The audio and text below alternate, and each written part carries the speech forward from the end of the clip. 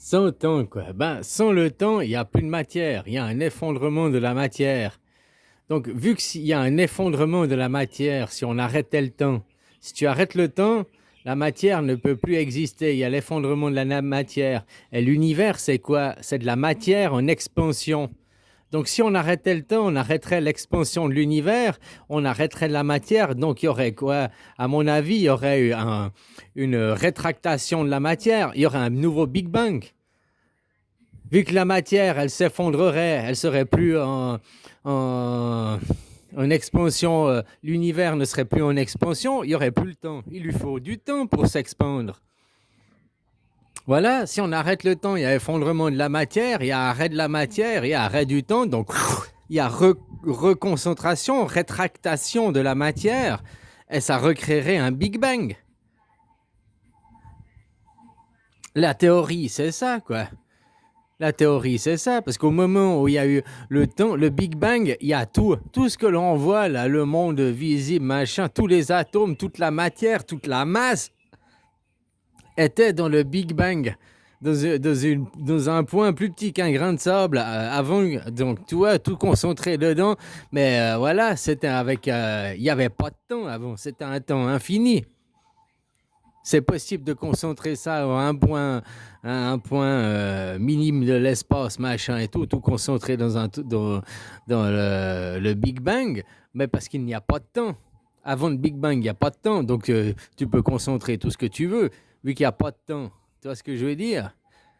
C'est comme un goulot, quoi. Ouais, je sais pas, c'est l'image qui m'est venue. Un sablier, tu as le goulot au milieu, puis le Big Bang, ça fait. Puis toute la matière, elle aurait passé d'un côté à de l'autre, quoi. D'un côté, le sablier, il est plein, puis de l'autre côté, le sablier, il est vide. Puis il peut pas, c'est pas comme un sablier que tu regardes et puis ça s'écoule doucement le sable. Non, ça fait pouf, pouf, d'un côté de l'autre instantanément, quoi. Ou toute la matière, elle est d'un côté du Big Bang, puis de l'autre côté, c'est la matière noire, il y a rien, quoi. Le vide absolu, puis s'il y a arrêt du temps d'un côté, quoi, ça fait enclencher le temps de l'autre côté, tu vois ce que je veux dire? Et la matière, elle se manifeste de l'autre côté, quoi.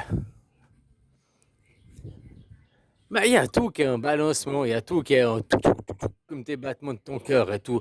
Peut-être c'est ce qui se passe entre le jour et la nuit, quoi. Il y a tout un effondrement de la matière à chaque fois, on s'en rend pas compte parce qu'il est tellement rapide. S'il y avait un effondrement de la matière, un arrêt du temps, puis une reconstruction du Big Bang, ça se passerait plus vite que la vitesse de la lumière. Donc on n'arriverait même pas peut-être à voir cet événement, quoi. Peut-être qu'il se crée tous les jours, chaque nuit, devant nous, là, et tout. Sauf que nous, on peut voir que le moment présent. Cet événement, on peut pas le voir concrètement de nos yeux, quoi. L'arrêt du temps. Toi, que tu vas dormir, le temps, il s'arrête. Que tu vas dormir, tu t'endors. Tu tombes dans les bras de Morphée. Et puis tu te réveilles. Il s'est passé combien de temps? Ça, c'est l'horloge qui va te le dire. Il s'est passé 6 heures, il s'est passé 10 heures, il s'est passé 8 heures.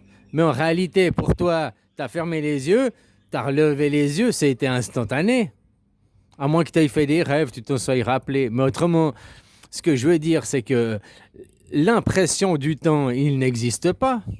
Quand tu dors, le temps, il n'y a que quand tu es éveillé que tu vois le défilement du temps, que tu sens le défilement du temps, que tu le vois à travers le mouvement. Mais quand tu dors, il n'y a plus de mouvement. Peut-être que quand tu dors, ça fait... C'est à chacun personnel, son petit reset personnel.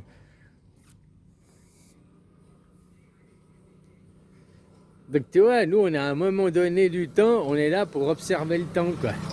Hein, puis comprendre le temps, quoi. Il n'y a qu'un univers, il n'y a qu'une dimension à prendre. Aujourd'hui, ici et maintenant, au moment présent, quoi. Et le ici, même si tu restes à ta maison, dans ton appartement, machin, dans ta ville et tout, ton ici n'est pas le même. Chaque matin, ton ici est différent. Et ton maintenant est différent. C'est un jour suivant. Et puis, vu que la Terre, elle bouge, à travers, dans l'univers, sur la Terre, tu es dans ta maison, hein, tu es toujours avec le GPS, Google, tu es toujours au même endroit. Mais la Terre, dans l'univers, elle a bougé. dans l'absolu, ton ici et maintenant ne sont plus les mêmes. Rien que le temps de faire cette vidéo, je sais pas combien de temps ça fait que je parle, mais à 780 000 km/h, juste la vitesse du soleil pour suivre le soleil, hein, en gros, ça va trop vite, quoi. Je sais pas combien tu fais de kilomètres là, on s'en rend pas compte, quoi. Mais on bouge constamment, en permanence. Donc, ton ici et maintenant, nous, ici, on se révèle à 24 heures parce qu'on se fixe au soleil. Mais combien, par exemple, si tu es dans une autre galaxie, un autre soleil, peut-être c'est 36 heures pour eux, le tour de leur univers, qui serait basé sur un cycle de 36 heures. Mais l'univers en lui-même, il est sur combien d'heures? Peut-être que l'univers en lui-même, et de l'expansion du Big Bang à maintenant 13 milliards, je ne sais pas combien d'années-lumière, pour lui, c'est toujours le même jour, c'est toujours la même expansion, c'est toujours la même impulsion, c'est toujours la même... C'est parti, ça ne s'est pas arrêté. C'est toujours la même dimension, la même expansion, la même heure, la même horloge. Parce que s'il y avait eu une différence de temps, une différence d'horloge, alors, pouf, il y aurait eu effondrement de la matière. Dès que tu arrêtes le temps, il y a effondrement de la matière. S'il y a effondrement de la matière, il y a concentration de la matière, rétractation de la matière, automatique, directe, instantanée. Il a fallu du temps pour s'expandre, 13 milliards d'années pour s'expandre. Mais si on arrêtait le temps, ce serait alors la rétractation de la matière. Elle ne prendrait pas 13 milliards d'années, elle serait instantanée. Et cette rétractation de la matière instantanée ferait re-exploser un Big Bang, quoi. Et qu'est-ce qui nous dit qu'on le fait pas chaque nuit, quoi, chaque jour, tout le temps?